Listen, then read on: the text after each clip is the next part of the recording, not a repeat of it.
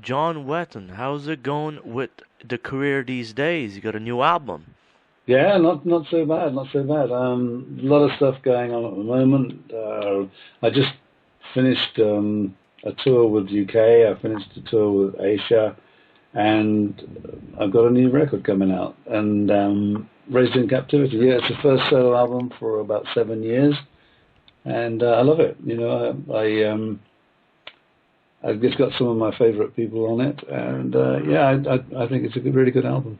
So, John, who's some of these people that appear on this album? Right. See, the I'll tell you the story of how this came about, and that my manager's been kicking my butt for about 5 years, saying I should do a solo album. And the thing is, I can address subjects on a solo album that I don't really want to go near on an Asia record. I could talk about my childhood and stuff, which is what Raised in Captivity is all about. I mean, it's basically growing up in post-war Britain when there was still rationing and there was still all this Victorian hangover. My school was draconian. If you got beaten to death if you had your hair over your collar, It was pretty grim, and then suddenly I'm catapulted into the swinging 60s, and there's this musical explosion in London in the 60s. It was all left me totally confused. But so I can write about this stuff, and what happens is if I sit at home and write about it, I live in a sleepy little town on the south coast of England, and it tends to come out that way. It tends to come out with a kind of folky, quasi-classical feel, and I don't think my record company were too keen on that. So I jumped on a plane and went to California, and suddenly when I leave my apartment in the morning, there's World War II going on. It's World War III going on. It's SWAT teams and helicopters and all this wonderful action going on, and then I go to the studio and I'm with a guy who drinks too much coffee, and so it gives my stuff a little bit of an edge and a bit of energy that it wouldn't have if I recorded it back in this country.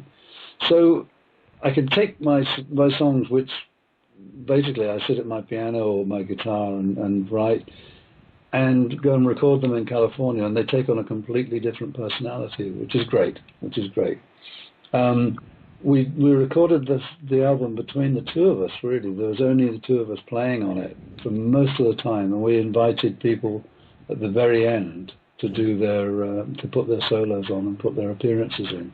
So it was very much done between myself and Billy Sherwood, and the guest artists came in at the end. Let's say writing, like you mentioned, like piano versus guitar. Yeah. How do you go about that to decide which choice you're going to take, like the piano or the guitar? Well, for me, piano is my first instrument. So 90% of my stuff is normally written on piano. And with Asia, I have an ally in Geoff Downes, who also writes from a keyboard point of view. So as our songs dominate the Asia catalogue, most of them are keyboard based. And I really needed to get a different perspective on this. So I kind of switched to guitar for about 70% of this new album. In the studio, we only had one funny little keyboard. So most of the stuff was actually recorded on guitar.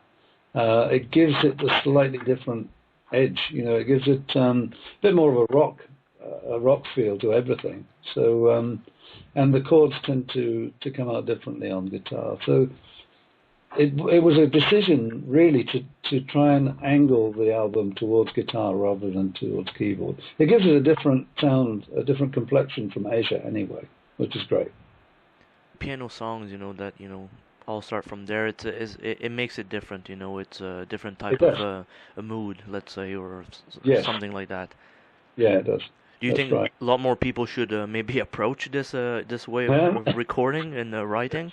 It's personal choice, but I think for today, for this album, for me, it was good to make that choice. It was a good choice all around to to angle it more towards guitar and to go to work in California and to work with Billy Sherwood, who is much more of a guitar guy than he is a keyboard guy. So most of the textures are done with guitar as well, where they would normally be done with a keyboard. We hardly used any keyboard textures, it's all guitars. So yeah, I mean the whole thing is basically geared that way. There's a little bit of acoustic guitar, which that's what I would write on at home. I'd write on acoustic guitar, but yeah, it's very much a guitar album. Now this album also, Raised in Captivity, let's say the recording, was it quite done easily, with the technology of today? Yeah, it was done quickly. We went on January the 3rd with nothing, and we came out about 3.5 weeks later with the finished thing. We worked every day. We didn't take any time off, and we worked from about 11 o'clock in the morning till about 8 o'clock at night, and every day, and that was it. It went down very, very easily. There's always a honeymoon when you work with someone new, and this was my first time in the studio with Billy. I've worked with him lots over the ether. We've ping-ponged recordings backwards and forwards in the past, but this was the first time we'd actually been locked in the studio together. And the great thing is that he's a nice guy. He's got a great sense of humor. He drinks way too much coffee, so he's got this kind of edgy, aggressive, musical attitude, which is great. And we didn't get on each other's nerves too much. At least he didn't get on my nerves. I don't know how he coped with me, but so it was a good call. And as I say, there is a honeymoon period. If we went in and did the same thing again, it would probably be more difficult. But there is a creative kind of explosion when you work with someone that you've never worked with before.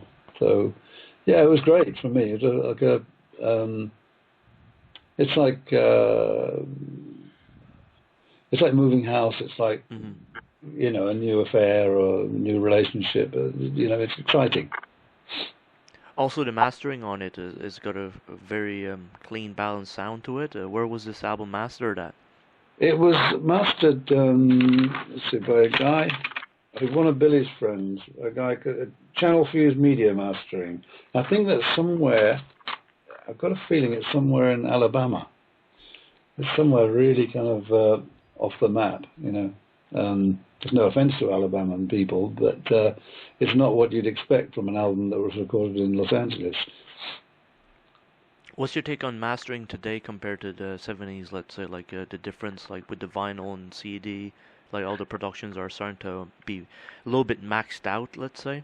Well, you have to remaster. You can't just transfer tape onto CD, onto digital, and expect it to sound as good. It's got to be remastered.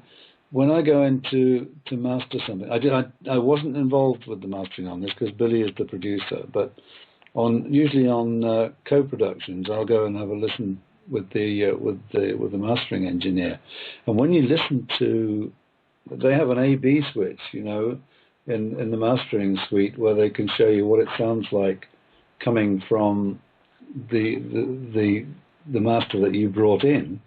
And the B switch shows you what they have done to it, and it's unbelievable what they can do in a mastering suite. I go in thinking it's going to sound pretty good when they play the tape back, but what they do to it is absolutely miraculous, and the amount of compression they put on it and stuff.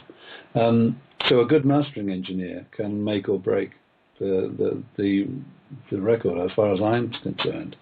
It's the last link in the chain. And it's in some ways it's the most important. Now, tour dates. Anything prepared for this summer? Well, nothing for the summer. Okay. Because, as I said, I just got back from 3 months on tour. And I'm really enjoying being at home. I'm sleeping in my own bed for the first time in 3 months, making a cup of tea in my own kitchen. It's all wonderful to be back home again. And if you'd asked me a month ago, do I want to go on tour with this? I'd have said no. I don't think so. But having been at home for a month, I'm thinking now, well, it would be fairly easy for me to put a really good band together and to go out and do a few clubs, and this wouldn't be too difficult to arrange. So maybe a little bit later on in the year. That's what I'm thinking anyway. Yeah, in other words, yes. Thank you very much indeed, Jason. God bless you. See you soon. All right, you have a good one. And you too. Bye-bye.